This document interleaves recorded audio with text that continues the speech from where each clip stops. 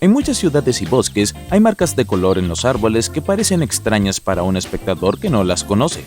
De hecho, la mayoría de estas marcas se hacen por dos razones: para que los árboles que se van a cortar o dejar tranquilos se destaquen del resto, y para hacer visible la línea de demarcación de un bosque propio. No hay reglas específicas para el color o la forma de las marcas, pero las más universales para tala son las líneas azules, y las marcas para conservar los árboles suelen ser naranja o amarillas. Los árboles situados dentro de los límites de la ciudad suelen estar marcados para su tala con líneas o puntos rojos, naranja o amarillos. Si ves una marca de este tipo en un árbol y tienes un carro estacionado cerca, es mejor que lo alejes para que el árbol no caiga sobre él cuando lo corten. Los árboles de un bosque pueden marcarse para ser conservados porque tienen buenas cavidades para que la fauna silvestre haga sus casas o porque hay nidos en sus ramas. Es una práctica frecuente dejar también los árboles circundantes intactos para no molestar a los pájaros y animales de ese árbol en particular. Los árboles grandes y sanos que producen semillas y frutos secos se conservan porque muchos animales y aves se alimentan de ellos. Los árboles poco sanos también pueden conservarse. Sorprendentemente, si a los pájaros carpintero parecen gustarles, significa que hay muchos insectos dentro de esos árboles, que las aves usan como alimento. Las marcas de color en los árboles de un bosque también pueden significar que alguien es dueño del bosque hasta un determinado límite y ha decidido mostrarlo. Estas marcas pueden ser de cualquier color y forma, pero siempre tienen dos características específicas que no se pueden pasar por alto. Una es que las marcas van en una línea más o menos recta, lo cual es lógico porque se trata del límite de un territorio, y la segunda característica es que según las normas, las marcas siempre tienen que estar cerca unas de otras para que la siguiente sea claramente visible desde la que se está mirando en ambas direcciones. Algunos creen que las marcas amarillas se dejan en los árboles de ginkgo hembra, que crecen alrededor de las ciudades de Estados Unidos, pero no hay pruebas fehacientes de ello. Aún así, pueden encontrar un mapa detallado de estos árboles en Nueva York o Washington, D.C., por ejemplo. Las hembras de ginkgo merecen un mapa propio, ya que dan fruto que huele muy mal. Si alguna vez tuviste un trozo de mantequilla rancia en tu cocina, probablemente conozcas ese olor.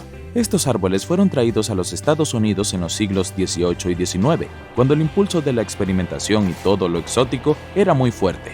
Y como los ginkgo son árboles muy robustos y pueden soportar condiciones duras, se hicieron populares en el país.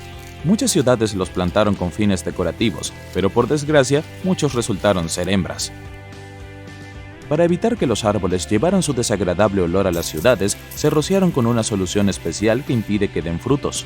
La solución es segura tanto para las personas como para los animales, así que no hay que preocuparse por estar en las cercanías mientras los trabajadores de mantenimiento rocían los árboles. Las marcas de color también pueden verse en las calles, no solo en los árboles. Si caminas por la ciudad y ves una línea roja en el pavimento, por ejemplo, significa que hay una línea eléctrica o un cable debajo de ti. Estas líneas se marcan en rojo para que se destaquen al máximo, porque si se dañan al excavar, eso puede acarrear muchos problemas, incluso más que las tuberías de gas. Las líneas naranja quieren decir esencialmente lo mismo, solo que indican que hay una línea o cable de telecomunicaciones o de señal. No transportan energía, por lo que interrumpirlas no es tan malo como dañar los cables eléctricos, pero aún así causaría muchas molestias a la gente de la manzana. Por ejemplo, la rotura de un cable de fibra óptica podría dejar sin internet a una gran zona hasta que se repare el daño. Una línea amarilla significa que hay gas natural, aceite, vapor, petróleo o algún otro conducto de material inflamable debajo. Las líneas suelen estar trazadas de tal manera que muestran la dirección en la que se encuentra la tubería por debajo, y la propia línea está en el centro. El amarillo es un color de advertencia tal como el rojo, lo que tiene mucho sentido. Una tubería de gas rota y una chispa son la receta para un gran desastre. Las líneas verdes significan que hay una alcantarilla o un desagüe pluvial bajo tierra. La rotura de una instalación de alcantarillado le puede costar a un trabajador de excavación toda su carrera, y por una buena razón. Imagina el desastre que causaría, y aparte de que el contenido del alcantarillado se podría desprender y crear un caos en la superficie. Dañar las tuberías supondrá casi con toda seguridad enormes costos de reparación y muchas molestias para cientos de personas que viven cerca. Dado que el agua es azul, tiene sentido que las marcas de la ciudad que indiquen una fuente de agua potable sean también azules. Dañar una fuente de este tipo no es tan grave como romper una tubería de petróleo o un cable eléctrico, pero sí sigue siendo una causa de problemas para la gente de los alrededores. En las grandes ciudades, sin embargo, es más una molestia que algo grave, porque el agua potable suele ser fácilmente accesible. La rotura de una tubería o cañería de agua trae más problemas al propio proyecto de excavación o construcción. El agua inundará los alrededores, convirtiéndose en un lío que habrá que solucionar lo antes posible. Las marcas de color morado también representan agua, pero no de tipo potable. Las líneas de este color indican que hay una fuente de agua de riego o de agua recuperada abajo.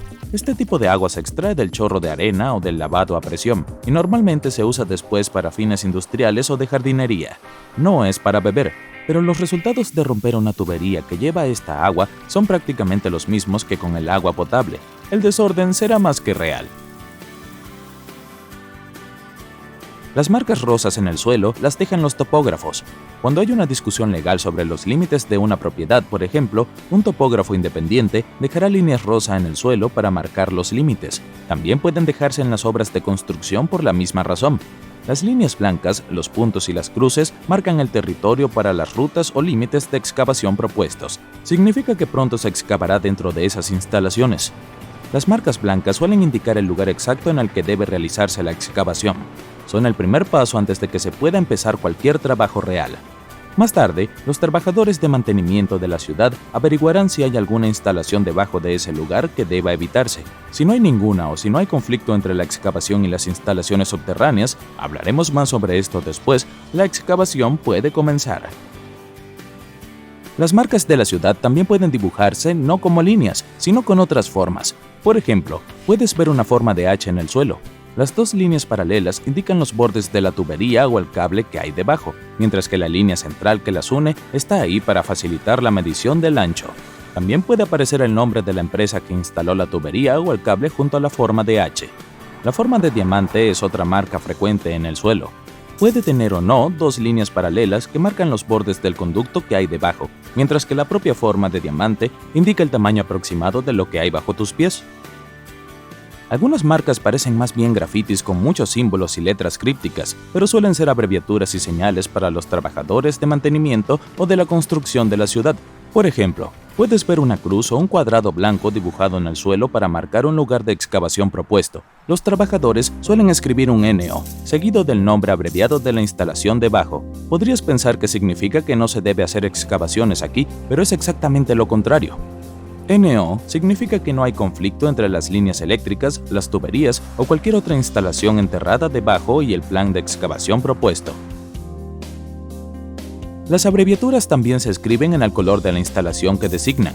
Por ejemplo, si hay una NOG escrita con pintura amarilla en un cuadrado blanco, significa que se puede excavar en el lugar sin temer que se altere una tubería de gas situada debajo.